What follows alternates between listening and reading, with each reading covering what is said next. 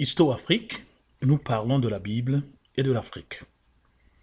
Et nous faisons le tour du monde pour expliquer, pour prouver comment la Bible est la clé de la transformation. Comment la Bible a fait des pays que nous estimons aujourd'hui ce qu'ils sont. Et je profite de l'occasion pour informer l'auditoire que les musulmans ont appris ces choses des chrétiens.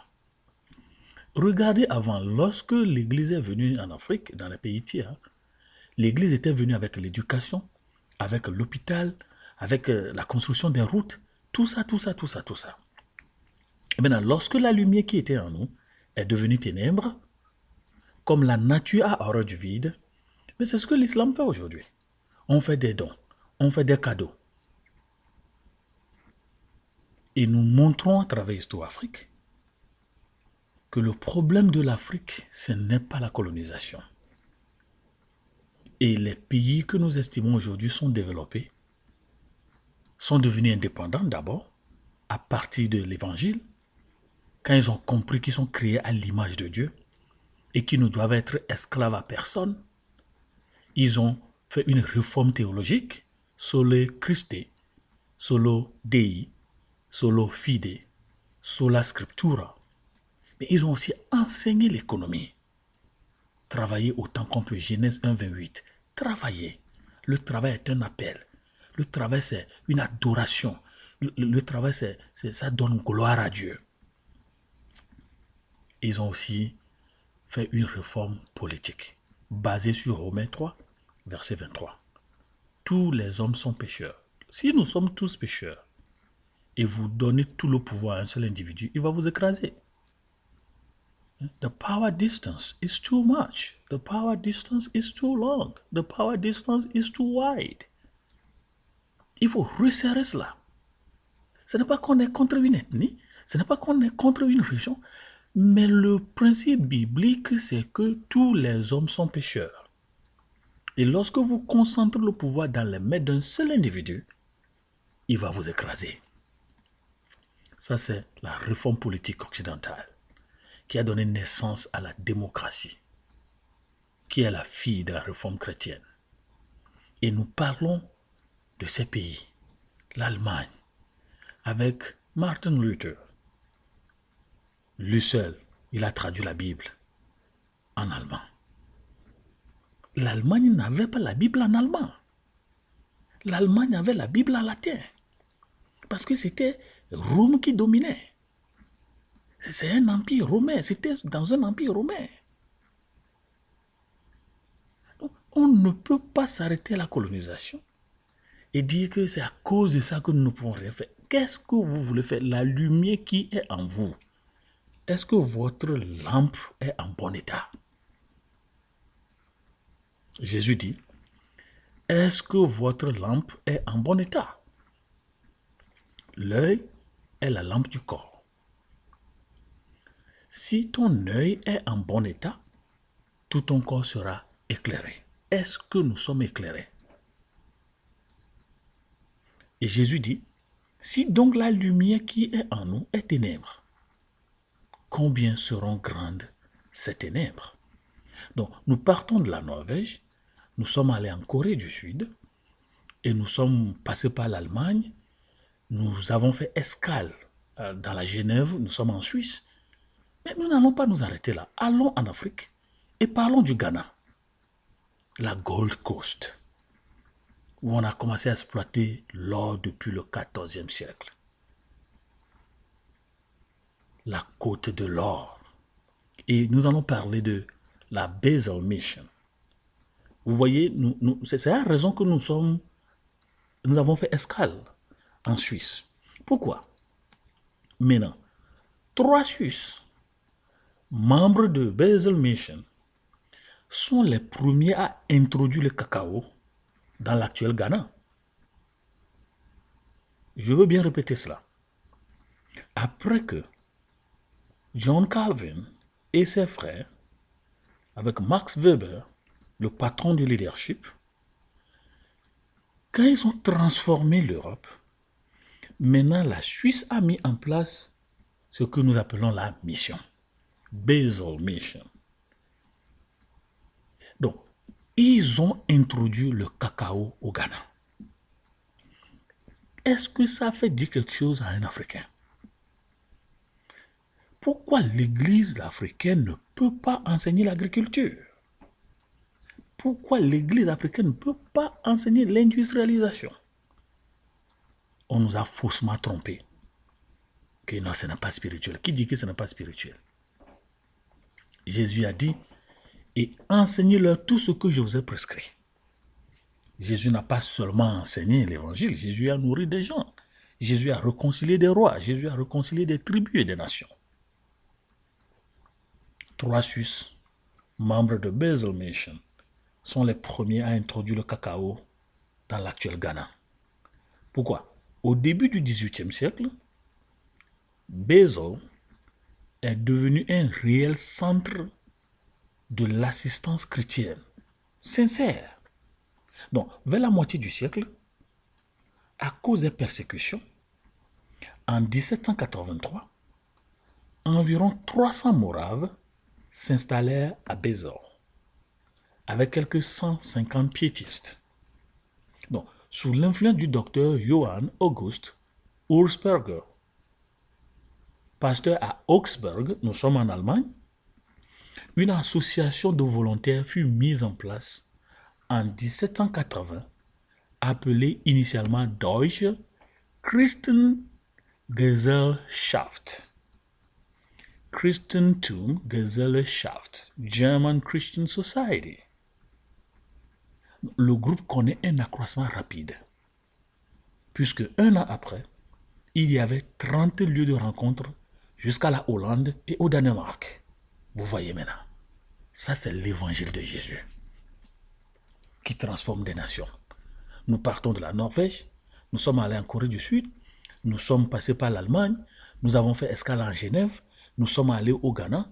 Maintenant, la Genève, l'Allemagne vont maintenant envoyer des missionnaires au Danemark et en Hollande. Mais cette association a commencé à connecter les chrétiens de toutes les sphères de la société. Et selon Wilhelm Schleiter, il y avait des aristocrates, il y avait des ministres, il y avait des généraux, il y avait des députés, il y avait des professeurs, il y avait des commerçants, il y avait des fermiers, il y avait des pasteurs protestants. Mais c'est ça le problème encore. Vous voulez former une équipe maintenant en Afrique? C'est là où vous allez voir la guerre des dénominations. Les dénominations sont devenues des tribus évangéliques qui luttent les unes contre les autres. Et le monde nous observe en spectateurs. Dans le 18 décembre 1828, le Basel Mission Society envoya les premiers missionnaires pour prendre la relève du protectorat danois à Christiansborg, la Côte d'Or. Mais c'est ce qu'on lui avait donné, c'est le Christiansborg danois. C'était un protectorat.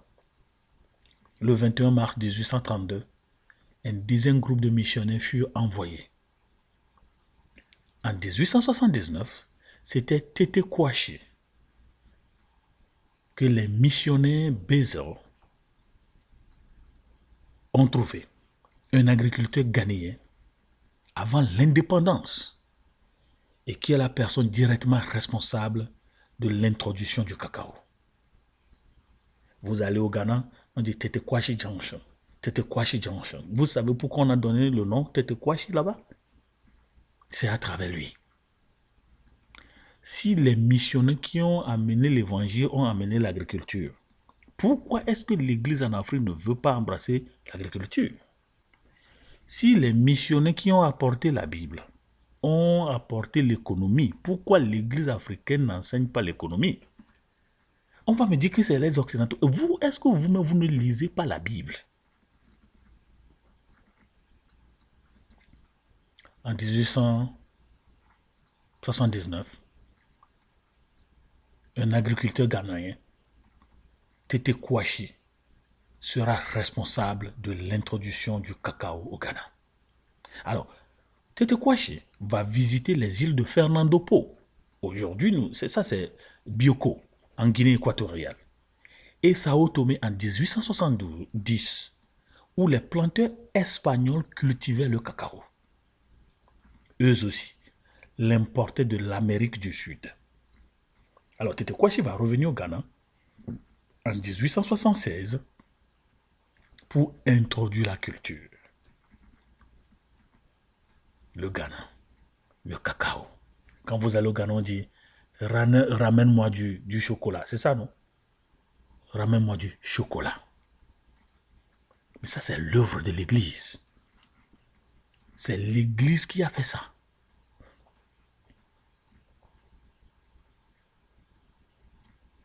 En 1889, un autre missionnaire du nom de Arnold Moll importa les cabosses du Cameroun. Vous voyez, ça c'est le travail de l'Église. C'est pourquoi Jésus dit, Matthieu 6, 23, « Lorsque la lumière qui est en vous est en bon état, vous serez en bon état. » Autrement dit, une église qui ne trouve pas à manger n'est pas en bon état. Une église qui ne trouve pas de l'argent pour envoyer les enfants des pasteurs, des membres à l'école n'est pas en bon état. Est-ce que l'église africaine comprend ceci?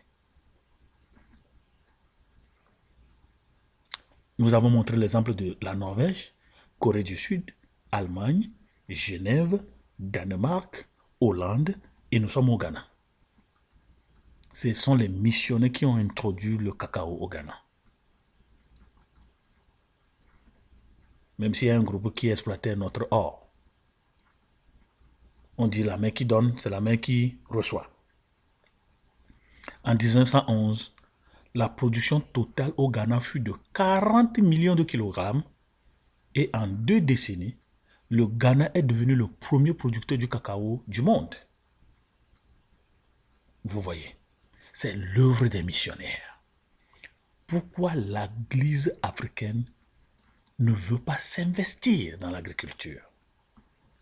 Le premier appel de Dieu. Travailler la terre, qui est notre génitrice, qui est notre nourricière et qui est notre protectrice. Vous sortez de la terre, vous mangez les fruits de la terre et vous repartez par la terre. C'est un carrefour stratégique de Dieu. C'est ainsi que la Mission Trading Company et ses efforts en agriculture aidaient à créer et soutenir une classe indépendante et planteurs africains, enfants libres de Dieu. Free children of God. En 1890, les entreprises de la mission africaine avaient 11 missionnaires européens et en 1912, un total de 34. Mais en 1911, il y avait 566 co-travailleurs africains locaux. Vous voyez maintenant pourquoi les pays anglophones sont différents des pays francophones. Qu'est-ce que nous disons? On n'a pas seulement vécu la vie à réciter seulement la Bible, mais les gens ont mis la Bible en pratique. C'est ainsi que Friedrich Wilhelm Reifensen va mettre une institution financière en place. Mais c'est sur un principe biblique. Tout pour un pour tous. Pour éradiquer la rampante famine d'alors. Et là, nous retournons en Allemagne. Et ils avaient aussi connu la famine. Nous sommes en 1846.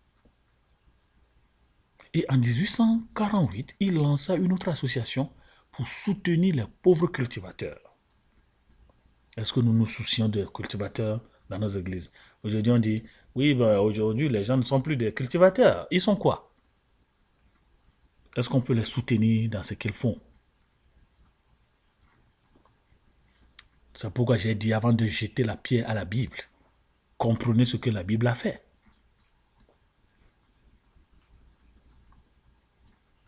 Cette association est aujourd'hui connue comme International Raiffeisen Cooperative Society. C'est cette société qui a réussi à supprimer l'usure. Dieu dit, vous ne pratiquerez pas l'usure. Vous ne prêterez pas à vos frères avec intérêt. c'est les chrétiens allemands qui ont supprimé ça. Et l'Allemagne est le pays où on enlève la dîme de vos salaires. C'est le gouvernement qui est chargé d'enlever ça. Et c'est ça qu'on utilisait pour financer la mission. Bremen Mission.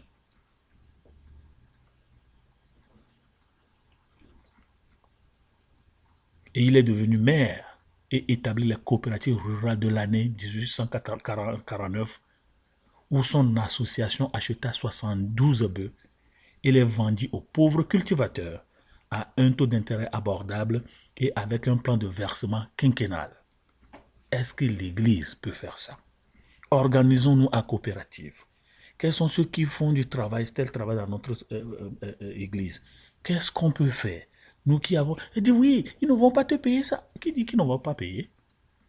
Parce qu'on ne leur prêche pas le vrai évangile. Ils sont à l'église, mais avec le cœur traditionnel. Ils sont dans l'église, mais avec le cœur animiste. Ils ne sont pas transformés. Comment un chrétien reçoit quelque chose de quelqu'un et ne retourne pas ça? Vous avez une fois vu un chrétien comme ça?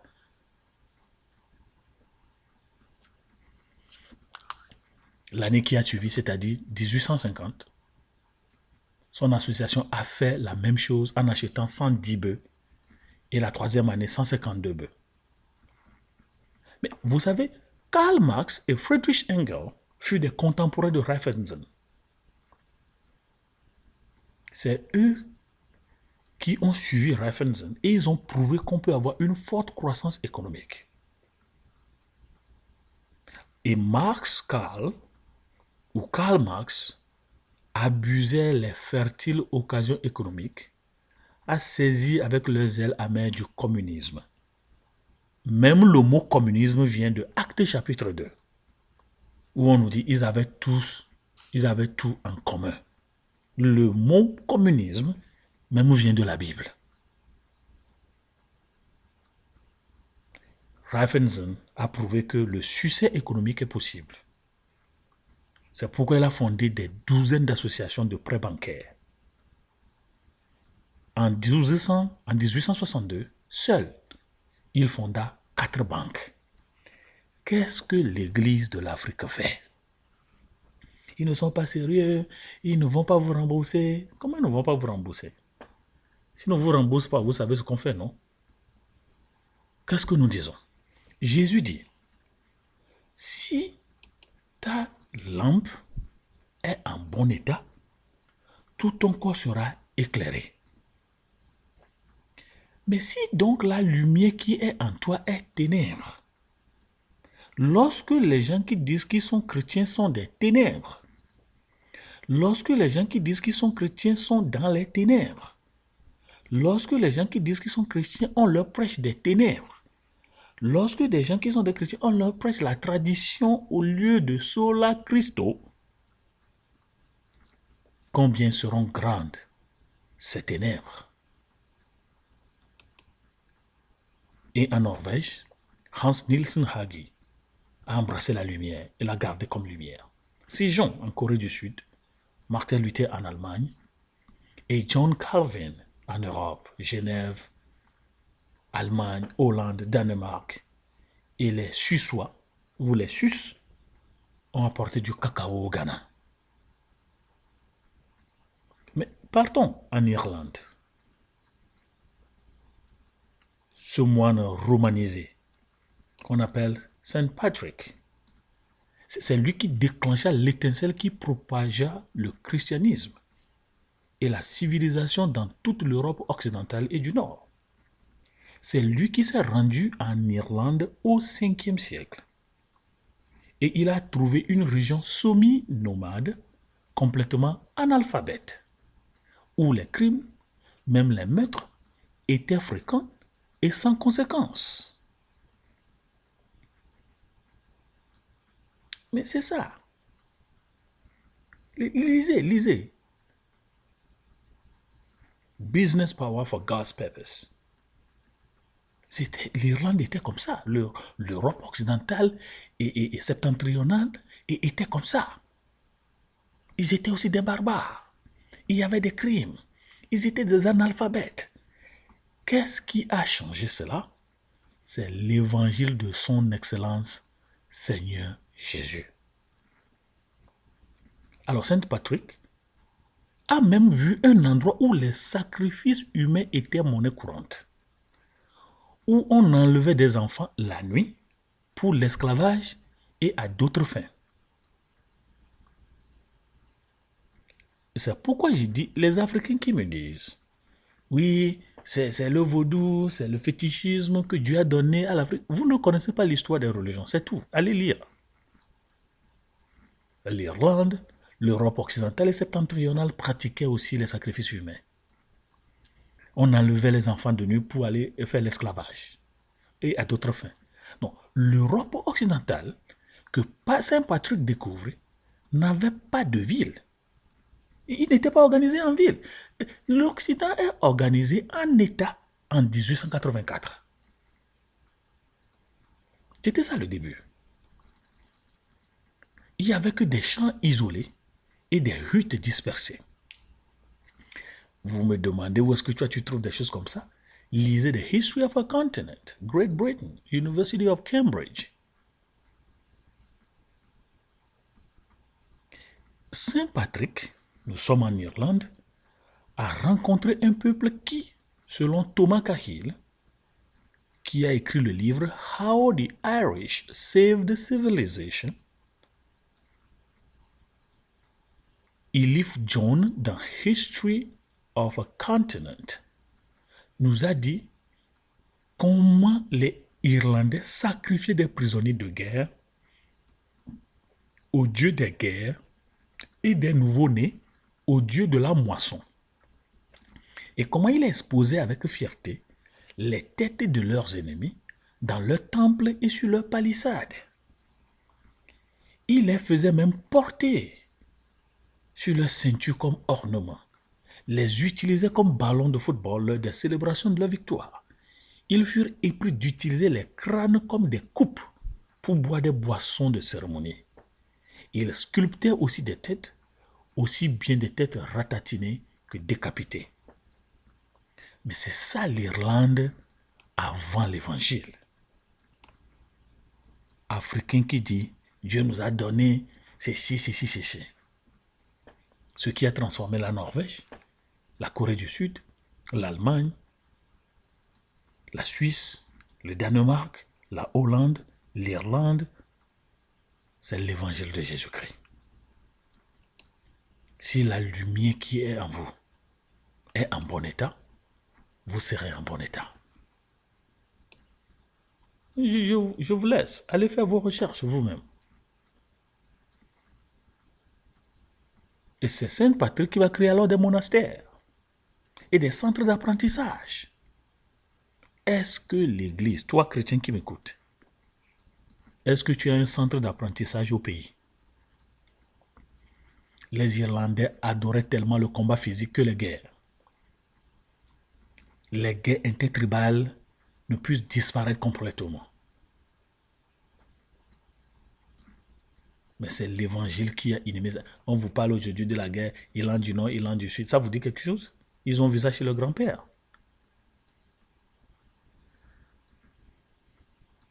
C'est pourquoi Thomas Cahill, The History of a Continent, nous dit c'est le moine romanisé qui a transformé l'Irlande en quelque chose de nouveau, quelque chose de jamais vu avant. Une culture chrétienne où l'on ne pense plus à l'esclavage, ni au sacrifice humain et la guerre, quoique impossible pour les humains d'éradiquer, a sensiblement diminué. Vous allez dans Lost Cities de Davidson. Amis africains, nous parlons du peuple assis dans les ténèbres.